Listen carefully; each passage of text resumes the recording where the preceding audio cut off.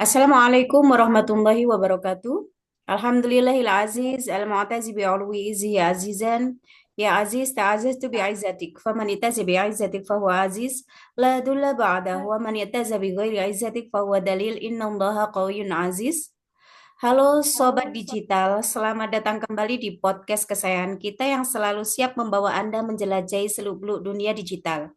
Saya Nurul Badriah dari kelas B27 akan memandu Anda dalam episode spesial kali ini. Pernahkah Anda membayangkan hidup tanpa internet? Rasanya sangat mustahil sekali. Kini segala aktivitas mulai dari bersosialisasi hingga berbelanja tak bisa lepas dari koneksi digital.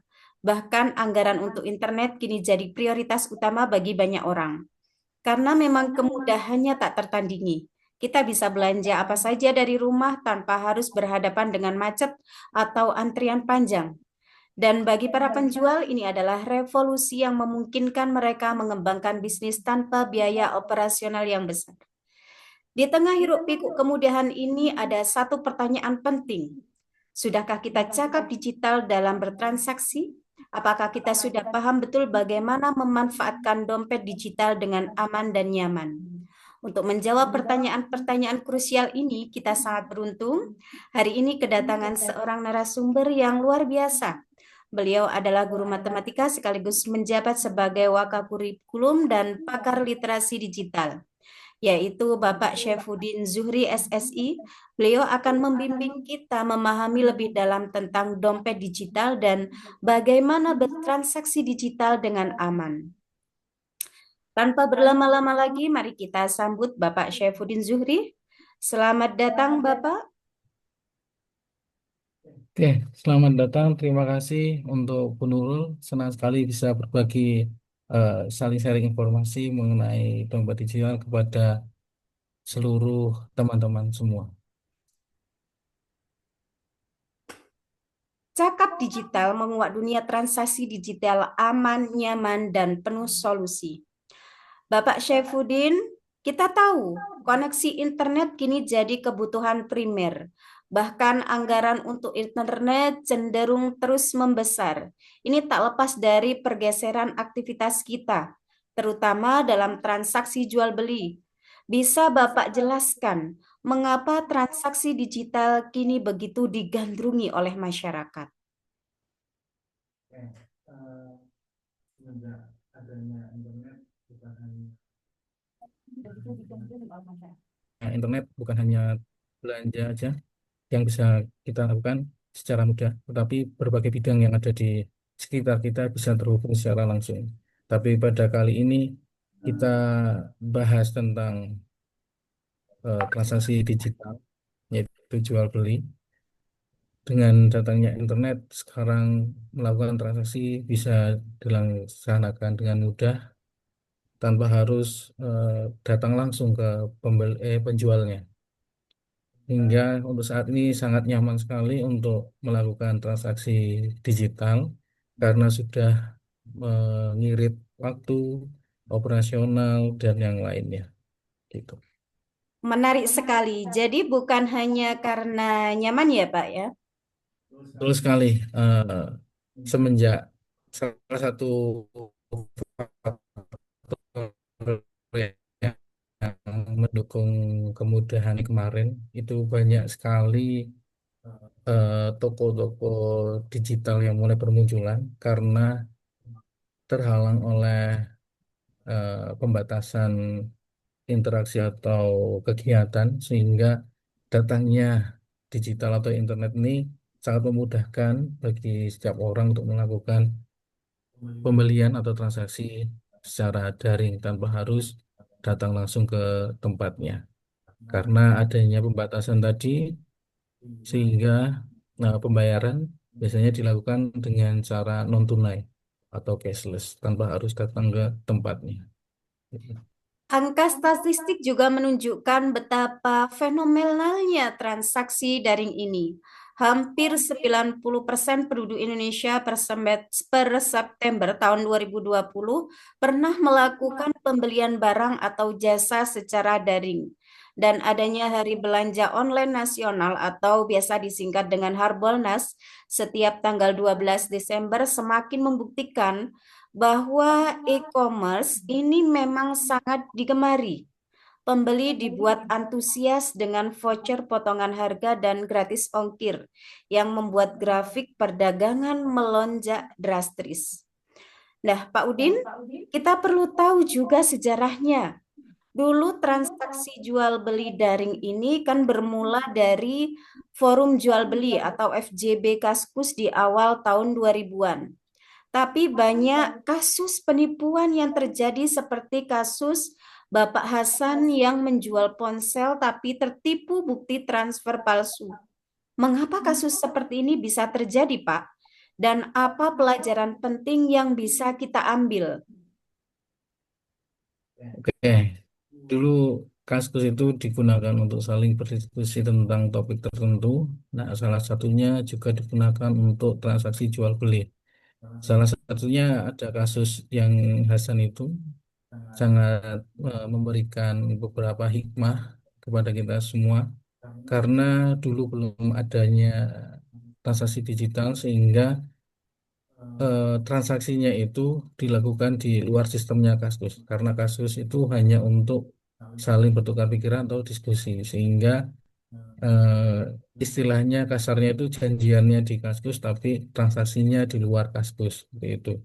Nah, ini rentan sekali karena eh, memahami kita perlu memahami resiko dan menjaga keamanan diri saat bertransaksi di luar platform e-commerce karena dia tidak terintegrasi dengan sistem sehingga Kaskusnya sendiri juga nggak apa ya tahu nggak tahu menahu atas transaksi atau kegiatan jual beli yang dilakukan di luar platformnya sehingga kasusnya Hasan ini dia tertipu karena metode pembayarannya itu tidak terintegrasi dengan sistem lokal pasar. Jadi eh, istilahnya itu semaunya sendiri. Hmm. Jadi baik pembeli maupun penjual bisa jadi korban ya, Pak ya? Benar sekali, karena kerugian bisa dialami pembeli jika barang atau ya barang itu yang mau dibeli tidak sesuai ataupun rusak. Penjual juga bisa tertipu seperti kasus Hasan yang tadi itu dengan modus pembayarannya itu sudah mengirimkan struk padahal itu struk palsu. Jadi seolah-olah dia sendiri yang melakukan pembayaran, tapi struknya itu merupakan penipuan seperti itu. Kemudian barang yang diterima juga nggak bisa dipastikan barang itu dalam keadaan bagus atau tidak karena kita tidak tahu informasinya sehingga intinya itu nggak ada keamanan dari sistemnya sehingga kita tidak bisa memastikan ketika transaksi yang kita lakukan di luar sistemnya Kaskus tadi itu benar-benar dalam keadaan baik atau sesuai yang apa ya disepakati berdua antara penjual sama pembeli. Intinya kita harus tahu transaksi digital itu cenderung lebih aman jika dilakukan di lokal pasar yang sudah menyediakan pembayaran atau metode pembayaran secara resmi gitu. Nah, ini dia solusinya, Pak, dompet digital. Bisa Bapak jelaskan lebih lanjut apa itu dompet digital dan mengapa ia menjadi pilihan metode pembayaran yang aman? Oke, dompet digital merupakan jawaban bagi kita semua untuk saat ini sehingga pembayaran itu tidak harus dengan cara cash tapi cashless sekarang. Pembayaran bisa dilakukan secara non tunai, yaitu nggak harus membayarkan secara langsung secara fisik kepada penjual, tapi bisa kita lakukan menggunakan dompet digital itu. Nah, sebelum dompet digital ini populer untuk saat ini, kita sebenarnya sudah mengenal transaksi sebelumnya, yaitu menggunakan kartu kredit, debit, transfer, transfer antar bank, bahkan menggunakan COD. Tapi dompet digital ini selain memudahkan kita juga menawarkan kemudahan yang berbeda-beda. Eh, Sekitar 26% dari responden, ini ada penelitian, itu 26% responden itu memilih dompet digital sebagai metode pembayaran utama dalam transaksi digital mereka. Jadi tanpa harus memberikan uang secara langsung kepada penjual. Dan kabarnya Doku ID adalah perintisnya di Indonesia. Betul nggak itu, Pak? Betul. Nah, Doku ID ini hadir sejak tahun 2007 sebagai penyedia layanan pembayaran elektronik pertama dan meluncurkan Doku Wallet pada tahun 2013. Nah, sekarang selain Doku juga ada beberapa dompet digital yang sudah populer di Indonesia, di sekitar kita. Ada ShopeePay yang terintegrasi dengan Shopee, OVO, GoPay yang dari Gojek, Dana, dan Link aja. Sebenarnya ada lebih dari 5 itu, cuman yang populer hanya 5 itu.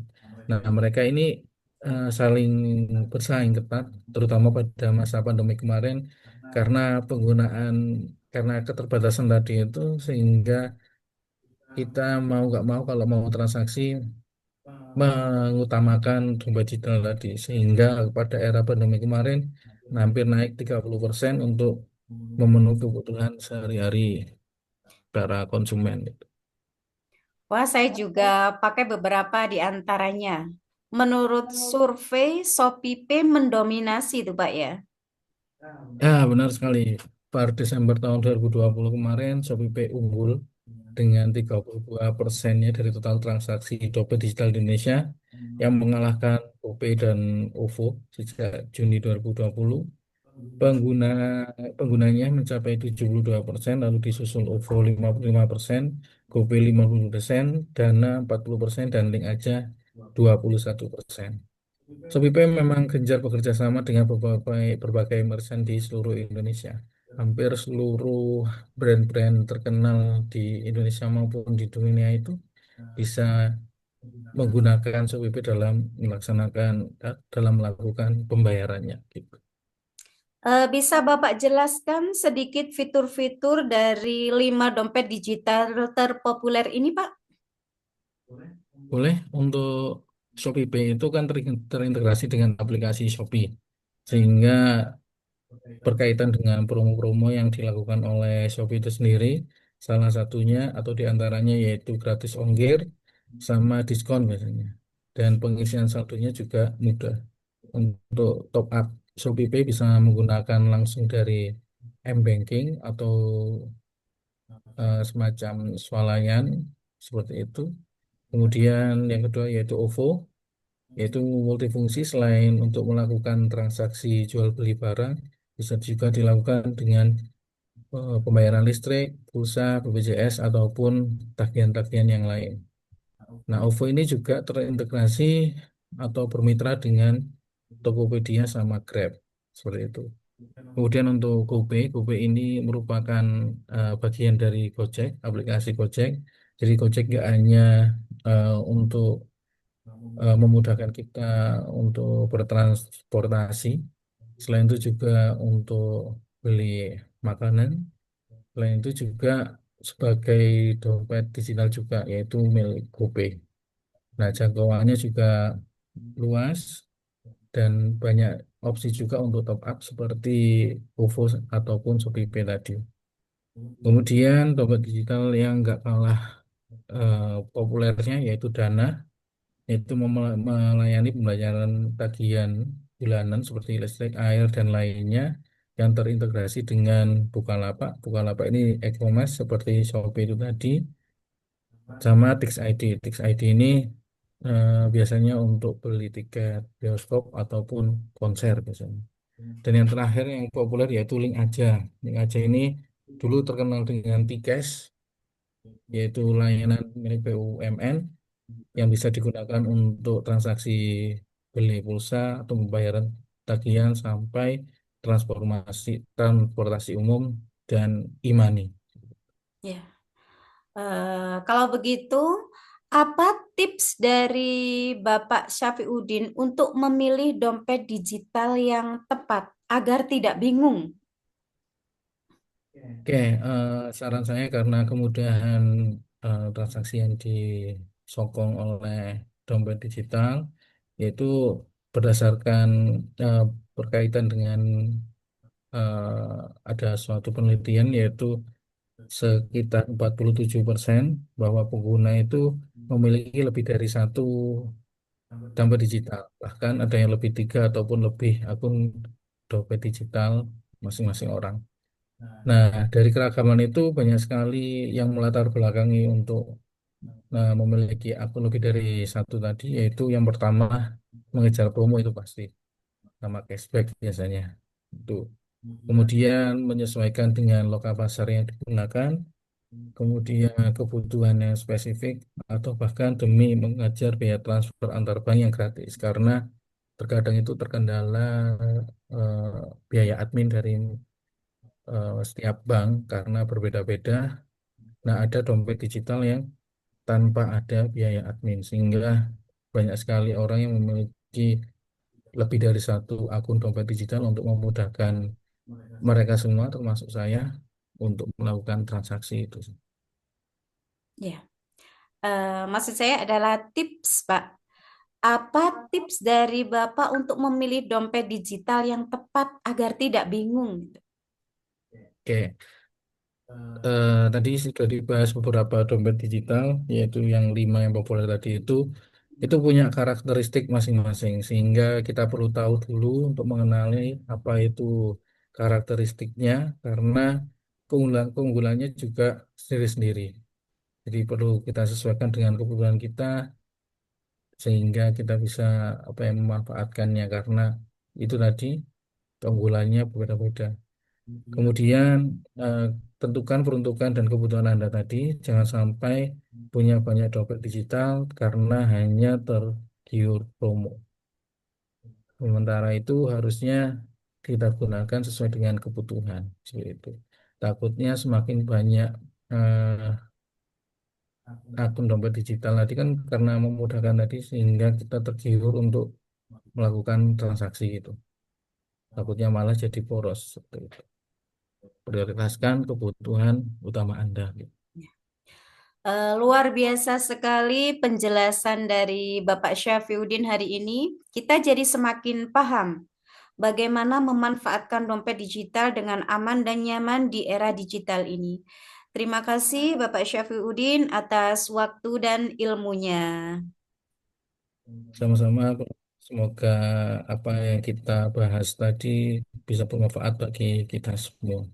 Semoga bermanfaat bagi sobat cakap digital semuanya. Terima kasih. Baik, Sobat Cakap Digital, semoga obrolan kita hari ini bisa menambah wawasan dan membuat Anda lebih cakap dalam bertransaksi digital. Ingat, kemudahan teknologi harus diimbangi dengan kewaspadaan. Sampai jumpa di episode selanjutnya. Wassalamualaikum warahmatullahi wabarakatuh.